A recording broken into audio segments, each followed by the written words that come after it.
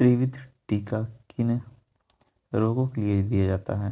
त्रिविध टीका triple antigen vaccine किस 3 रोगों के लिए दिया जाता है? तो यह दिया जाता है डिप्थीरिया, काली खांसी तथा टिटनेस। Option C. नेक्स्ट, निम्नलिखित में से कौन विद्युत का सुचालक है? निम्नलिखित में से कौन विद्युत का सुचालक है? तो यह है प्लाज्मा। Option C. नेक्स्ट, पौधों के लिए अनिवार्य तत्वों की कमी किन किन को लेकर दूर की जा सकती है? पौधों के लिए अनिवार्य तत्वों की कमी किन किन को लेकर दूर की जा सकती है? तो यह जस्ता, बोरोन, तांबा। Option D. नेक्स्ट, जिप्सम के सबसे विशाल भंडार देश के निम्नलिखित में से किस राज्य में पाए जाते हैं? जिप्सम के सबसे विशाल भंडार देश के निम्नलिखित में से किस राज्य में पाए जाते हैं?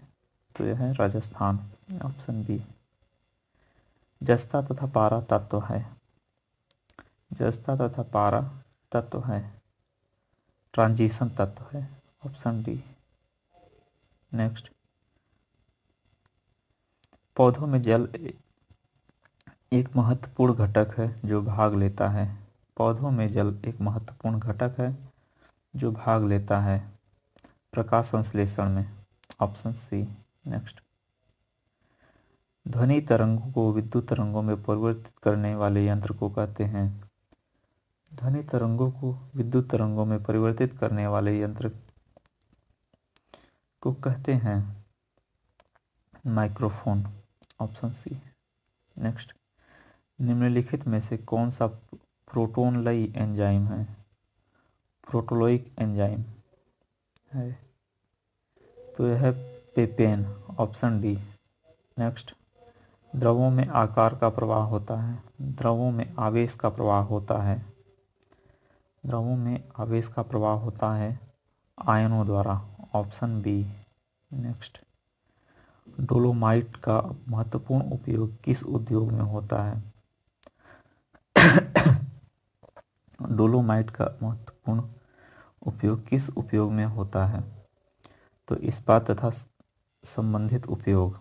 Option B. नेक्स्ट, वह गैस कौन सी है जो अक्रिय होते हुए भी स्थायी नहीं है? वह गैस कौन सी है जो अक्रिय होते हुए भी स्थायी नहीं है? तो वह है रेडॉन। Option B. नेक्स्ट, कोशिका में माइटोकॉन्ड्रिया पाए जाते हैं। कोशिका में माइटोकॉन्ड्रिया पाए जाते हैं कोशिका द्रव्य में। Option C.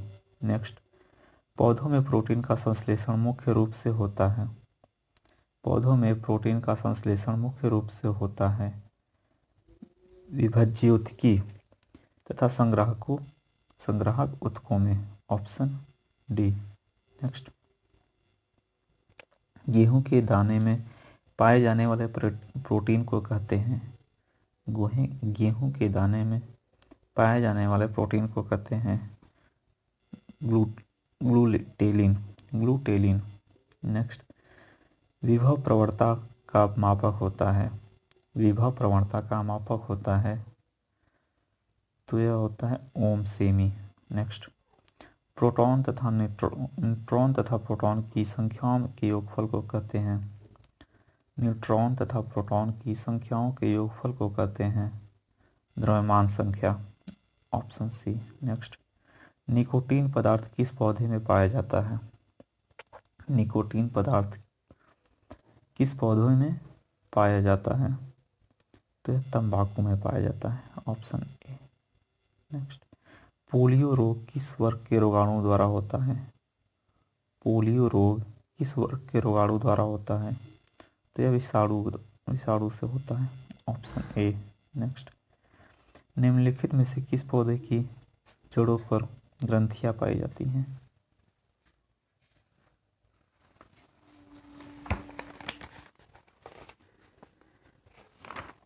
निम्नलिखित में से किस पौधे की जड़ों पर ग्रंथियां पाई जाती हैं? तो यह मटर। Option D. नेक्स्ट, कार्बोहाइड्रेट्स का निर्माण होता है, कार्बोहाइड्रेट्स का निर्माण होता है CHO में। नेक्स्ट, टाइफाइड तथा पेचिश रोग फैलाते हैं, टाइफाइड तथा पेचिश रोग फैलाते हैं जल प्रदूषण से। Option B. नेक्स्ट, निम्नलिखित में से कौन सा C4 पौधा है, निम्नलिखित में से कौन सा C4 पौधा है, तो यह मक्का। Option C. नेक्स्ट, समुद्री घोड़ा है, समुद्री घोड़ा है, तो यह एक मछली है। Option B. नेक्स्ट, प्राचीन चट्टानों पर अंकित होने वाले जीवों की अभिचिह्न को कहते हैं, प्राचीन चट्टानों पर अंकित होने वाले जीवाश्मों के अभिचिह्न को कहते हैं जीवाश्म। Option C. नेक्स्ट, निम्नलिखित में से कौन सा अंडे देने वाला जंतु है, निम्नलिखित में से कौन सा अंडे देने वाला जंतु है, तो यह डकविल। Option D. नेक्स्ट, परायूरेनियम तत्व होते हैं, परायूरेनियम तत्व होते हैं वे तत्व जिनका परमाणु क्रमांक यूरेनियम से अधिक होते हैं, उन्हें परातत्व कहते हैं, परायूरेनियम तत्व कहते हैं। Option B. नेक्स्ट, वायुमंडल के दाब में होने वाले परिवर्तनों को मापते हैं, वायुमंडल के दाब में होने वाले परिवर्तनों को मापते हैं बैरोग्राफ द्वारा। Option A. नेक्स्ट, वाहनों के इंजन को ठंडा करने वाले उपकरण या यंत्र कहते हैं, वाहनों के इंजन को ठंडा करने वाले उपकरण या यंत्र को कहते हैं रेडिएटर। Option B. नेक्स्ट, निम्नलिखित में से कौन सा रोग सबसे घातक है, निम्नलिखित में से कौन सा रोग सबसे घातक है, तो वह है एड्स। Option D. नेक्स्ट, पौधों में श्वसन होता है, पौधों में श्वसन होता है दिन में भी और मुख्यतः रात में। Option D. नेक्स्ट, कृषि शास्त्र में किसको उन्नत किया जाता है, कृषि शास्त्र में किसको उन्नत किया जाता है, तो फसल वाले पौधों को। Option B. नेक्स्ट, सघन खेती का संबंध किससे है, सघन खेती का संबंध किससे है, तो मौजूदा भूमि के सघन उपयोग से उपज बढ़ाना। Option D. Next, truck farming क्या है, ट्रक फार्मिंग क्या है, तो व्यापारिक स्तर पर सब्जियों की कृषि। Option A.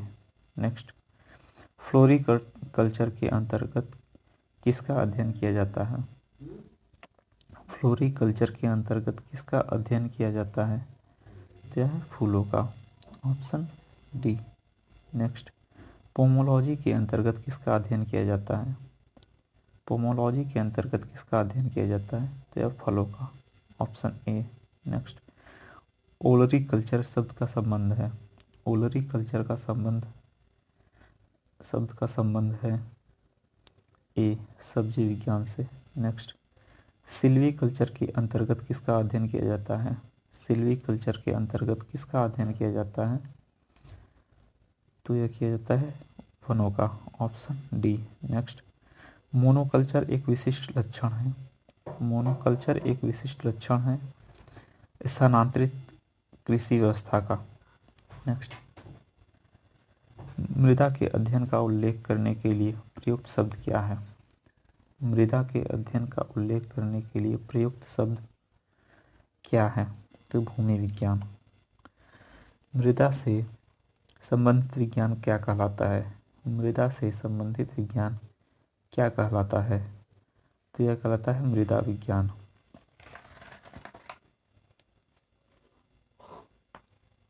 नेक्स्ट, जीवित जीवों पर मृदा के प्रभाव का अध्ययन मृदा विज्ञान की किस शाखा के अंतर्गत किया जाता है, जीवित जीवों पर मृदा के प्रभाव का अध्ययन मृदा विज्ञान की किस शाखा के अंतर्गत किया जाता है, तो यह है एडाफोलॉजी। Option B.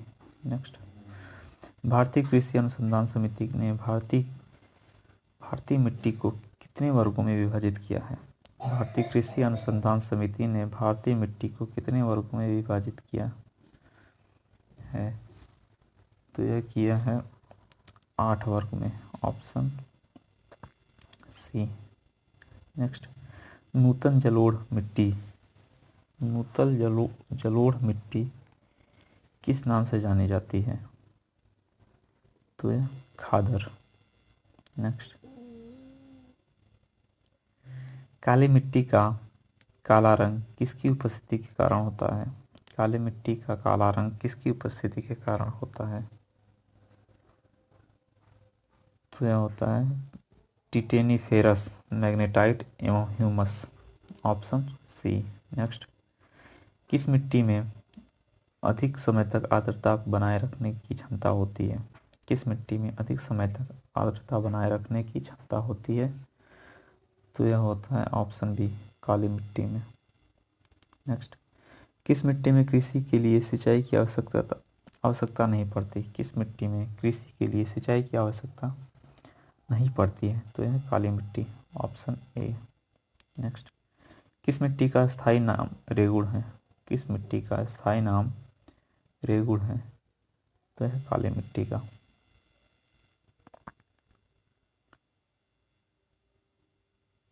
नेक्स्ट, मूंगफली की खेती के लिए कौन सी मिट्टी उपयुक्त होती है, मूंगफली की खेती के लिए कौन सी मिट्टी उपयुक्त होती है, तो यह होता है काली मिट्टी, ऑप्शन ए। नेक्स्ट, कपास की खेती के लिए इन सभी में से सर्वाधिक उपयुक्त मिट्टी कौन सी है, कपास की खेती के लिए इन सभी में से सर्वाधिक उपयुक्त मिट्टी कौन सी है, तो वह होती है काली मिट्टी।